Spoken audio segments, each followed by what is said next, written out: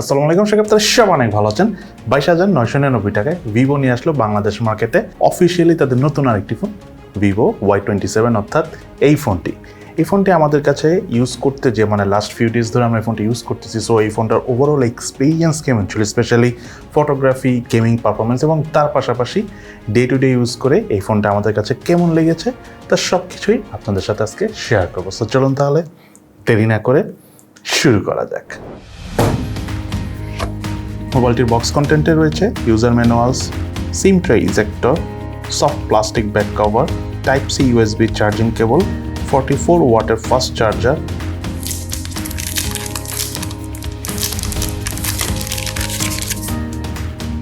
এবং Vivo Y27 মোবাইলটি।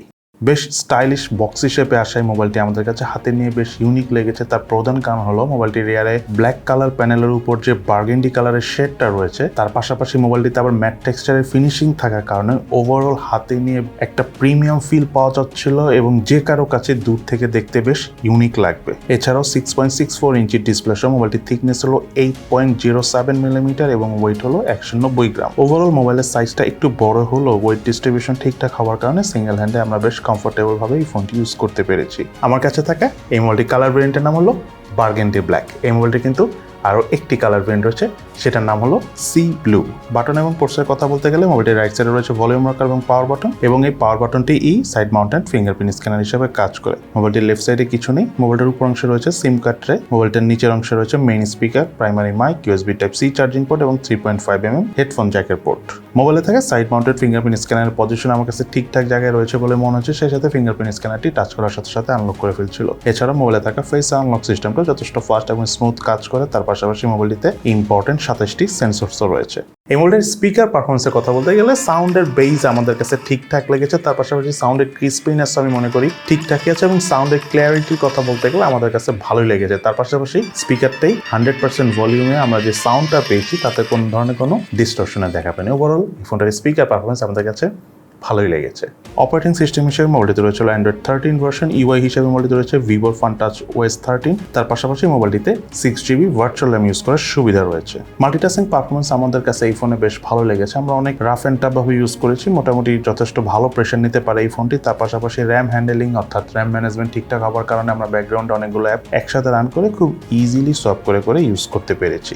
এই মোবাইলটিতে রয়েছিল 6.64 ইঞ্চি সাইজের আইপিএস এলসিডি প্যানেলের ডিসপ্লে এবং ডিসপ্লে রেজুলেশন হলো 2388x1080 পিক্সেল। মোবাইলটি আমরা আউটডোরে সানলাইট কন্ডিশনে বেশ কমফোর্টেবল ভাবে ইউজ করেছি, কোনো ধরনের কোনো লো ব্রাইটনেস জনিত প্রবলেম ফেস করিনি। ইনফ্যাক্ট ফোনটি দিয়ে আমরা আউটডোরে ছবি তোলার সময় খুব একটা লো ব্রাইটনেস জনিত কোনো প্রবলেম আমরা একেবারেই ফেস করিনি। ডিসপ্লে চিন এবং ভেজেল এরিয়ার কথা বলতে গেলে প্রাইস বিবেচনা আমাদের কাছে একদম ঠিকঠাকই লেগেছে। তার পাশাপাশি ডিসপ্লে ঠিক উপরে সেন্টারে রয়েছে ওয়াটার ড্রপ সেলফি ক্যামেরা। এছাড়াও মোবাইলটিতে রয়েছে ওয়াইড ব্যান্ড L1s সাপোর্ট।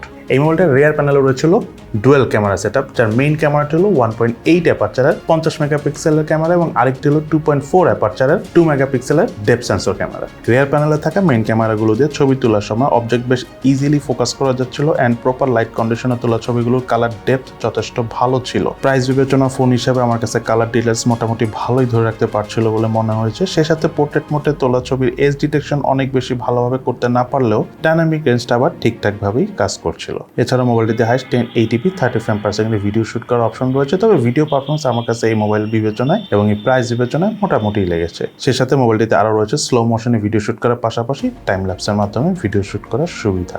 এই মোবাইলটার ফ্রন্ট ফেসে রয়েছিল 2 অ্যাপারচারের 8 মেগাপিক্সেলের সেলফি ক্যামেরা। সেলফি ক্যামেরার ওভারঅল পারফরমেন্স আমাদের কাছে মোটামুটি ভালোই লেগেছে। স্পেশালি প্রপার আলোতে পোর্ট্রেট মোডে ছবি তুললে যে কারো কাছেই ভালো লাগবে। ডাইনামিক রেঞ্জ যেমন ভালোভাবে কাজ করে, এজ ডিটেকশনও 8 মেগাপিক্সেলের ক্যামেরা হিসেবে যথেষ্ট ভালোভাবেই করতে পারছিল। তবে ছবি তোলার সময় প্রপার আলোটাই বেশি ইম্পর্টেন্ট। আলো কম হলে ছবিগুলো একটু ফ্যাকাশে উঠে। এই মোবাইলটিতে রয়েছিল ক্যামেরা টু API সাপোর্ট। আপনি চাইলে ইন ফিউচারে ম্যানুয়াল ক্যামেরা অর্থাৎ এই ফোনে জিক্যাম ইউজ করতে পারবেন। ভিভো Y27 এই মোবাইলটিতে রয়েছিল 5000 mAh ব্যাটারি এবং সাথে রয়েছে 44 ওয়াটের ফাস্ট চার্জার।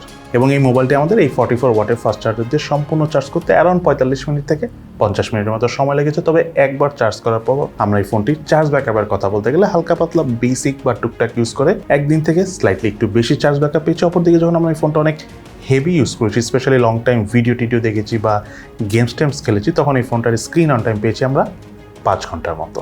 এই মোবাইলটিতে রয়েছিল মিডিয়াটেক হেলিও G85 প্রসেসর। এটি একটি অক্টা-কোর প্রসেসর, যার ট্রানজিস্টর সাইজ হলো 12 ন্যানোমিটার। জিপিইউ হিসেবে মোবাইলটি রয়েছিল মালি G52। বাংলাদেশ মার্কেটে এই মোবাইলটি একটি ভেরিয়েন্ট এসেছে, সেটা হলো 6GB RAM 128GB storage variant, যার র্যামের টাইপ LPDDR4X এবং স্টোরেজ টাইপ হলো UFS 2.1 এবং এই ফোনটার অফিসিয়াল প্রাইস হলো 22,999 টাকা। মোবাইলটির আন্তর্জাতিক স্কোর পেয়েছি আমরা 2,51,192, বেঞ্চমার্ক স্কোর পেয়েছি সিঙ্গেল করে 400, মাল্টি করে 1289 এবং স্টোরেজ স্পিড চেক করতে যে মোবাইলের রিড স্পিড পেয়েছি 248 MB/s, রাইট স্পিড পেয়েছি 203 MB/s।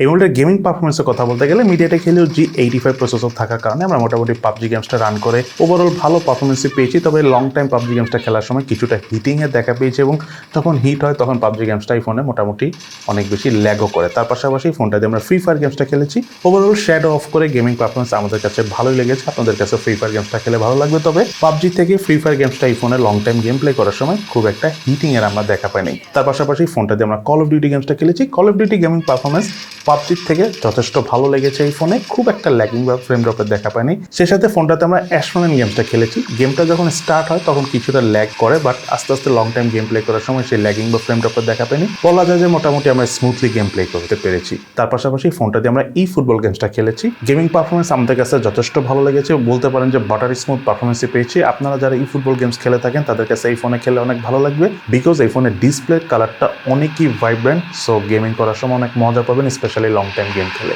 এবং এই ফোনটার হিটিংয়ের কথা বলতে গেলে PUBG গেমসটা লং টাইম প্লে করার সময় কিছুটা হিট হয় এবং তার পাশাপাশি সিমের ডাটা দিয়ে যখন আমরা মোবাইল ইন্টারনেট ইউজ করি তখন কিছুটা হিট হয়, তবে অনেক বেশি হিট হয় না এবং হিট হলো খুব কম সময়ের মধ্যে আবার ফোনটা আগের মতো ঠান্ডাও হয়ে যায়। এবং এই মোবাইলটিতে রয়েছিল 4G সাপোর্ট, তার পাশাপাশি ওয়াইফাই 2.4 GHz এবং 5 GHz দুটোই সাপোর্ট করে। এবার চলুন আমরা জেনে নিই এই ফোনটার কি ল্যাকিংস রয়েছে এবং তার পাশাপাশি এই ফোনটার কি বেস্ট সাইড রয়েছে। প্রথমে চলুন আমরা জেনে নিই এই মোবাইলের কি ল্যাকিংস অর্থাৎ দুর্বলতা রয়েছে। এই ফোনটার ল্যাকিংসের কথা বলতে গেলে নাম্বার 1 যে বিষয়টা আমার ল্যাকিংস মনে হচ্ছে সেটা হলো এই ফোনটা সেলফি ক্যামেরাটা ওয়াটার ড্রপ না হয়ে পাঞ্চল হলে ভালো হতো। তার পাশাপাশি এই মোবাইলটা রিয়ার প্যানেলে আলট্রা ওয়াইড ক্যামেরা থাকা উচিত ছিল এবং সেই সাথে ফোনটাতে মিডিয়াটেক হেলিও G85 যে প্রসেসরটা রয়েছে, প্রসেসরের পারফরমেন্স ভালো, বাট আমি মনে করি প্রাইস হিসাবে এই ফোনটাতে আরেকটু ভালো প্রসেসর দেওয়া উচিত ছিল এবং সর্বশেষ প্রাইস হিসাবে এই ফোনটাতে অ্যামোলেড প্যানেলের ডিসপ্লে থাকা উচিত ছিল। এত কিছুর পরও এই ফোনটার কিন্তু অনেক বেস্ট সাইড রয়েছে, তার মধ্যে নাম্বার 1 হলো IPS LCD প্যানেল হলো এই ফোনের যে ডিসপ্লের যে কোয়ালিটি, ডিসপ্লের যে কালার টোন সেটা অনেকই ভাইব্রেন্ট, আমাদের কাছে খুবই ভালো লেগেছে। স্পেশালি যখন আপনারা মিডিয়া কনজিউম করবেন তখন অনেক ভালো লাগবে, তার পাশাপাশি গেমিং করার সময় আপনাদেরকে অনেক ভালো লাগবে এবং মজা পাবেন আসলে লং টাইম গেম প্লে করে যদি কালার টোনটা ভালো থাকে। দ্যাটস আমি বলতেছি এই ফোনটার ডিসপ্লে ভালো। তার পাশাপাশি ফোনটার সাথে যেহেতু 44 ওয়াটের চার্জার রয়েছে, সো মোটামুটি আমরা চাইলে অনেক দ্রুত সময় অনেকখানি চার্জ করতে পারি। অনেক সময় দেখা যায় টাইম শর্ট থাকে, তখন আপনারা মোটামুটি এই ফোনটা 20-30 মিনিটের মতো চার্জ দিলে 55% থেকে 60%-এর মতো চার্জ হয়ে যায়, যেটা খুবই ইম্পর্টেন্ট, স্পেশালি যখন আপনার রাশ টাইমে থাকবেন।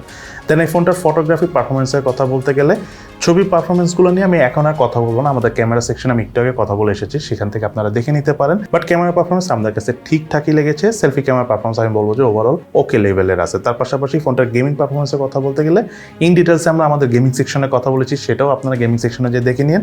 বাট এই ফোনটা অনেক হেভি গেমারদের জন্য না, আপনারা যারা টুকটাক ফ্রি ফায়ার গেমস খেলেন বা হালকা পাতলা PUBG মোটামুটি কম গ্রাফিক সেটিংয়ে খেলবেন এবং সেই সাথে যারা eFootball টাইপ গেমস অনেক বেশি পছন্দ করবেন বা অ্যাস্ট্রোনট টাইপ গেমস খেলবেন, তাদের কাছে এই ফোনে গেমিং করে ভালো লাগবে। আর এই ফোনে আরেকটা খুব স্ট্রং সাইড হলো এই ফোনটার UI খুবই স্মুথ। আমরা অনেক হেভি ইউজ করেছি অ্যান্ড্রয়েড 13 ভার্সনের পাশাপাশি ফোনটাতে কিন্তু FunTouchOS 13 রয়েছে, তার পাশাপাশি 6GB ভার্চুয়াল র্যামও রয়েছে। সো আমরা যখন মাল্টিটাস্কিং করেছি কোনো ধরনের কোনো ল্যাগিংয়ের দেখা পাইনি। ইনফ্যাক্ট আপনাদের কাছে এই ফোনটার UI পারফরমেন্স অনেকই ভালো লাগবে। আর সত্যি কথা বলতে কি লং টাইম ইউজের ক্ষেত্রে ইউআইটা কিন্তু অনেক ইম্পর্টেন্ট এবং specially day to day use বা রাফ অ্যান্ড টাফ ইউজের জন্য কিন্তু খুবই ইম্পর্টেন্ট। সো ইউআইকে আমি ভিভোর এটাকে আমি অনেক ভালোই বলবো।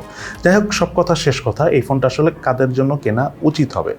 যারা মেইনলি টুকটাক গেমিং অথবা টুকটাক ফটোগ্রাফি করেন বা ডে টু ডে অনেক হেভি ইউজ করেন, তার পাশাপাশি আপনাদের মোটামুটি একটা স্টাইলিশ ফোন দরকার এবং সে সাথে আপনারা খুব দ্রুত চার্জ করতে চাচ্ছেন, এরকম কোনো ফোন নিতে চান 22-23 হাজার টাকার মধ্যে অফিসিয়ালি, দেন আমি মনে করি Vivo Y27 one of the good choice.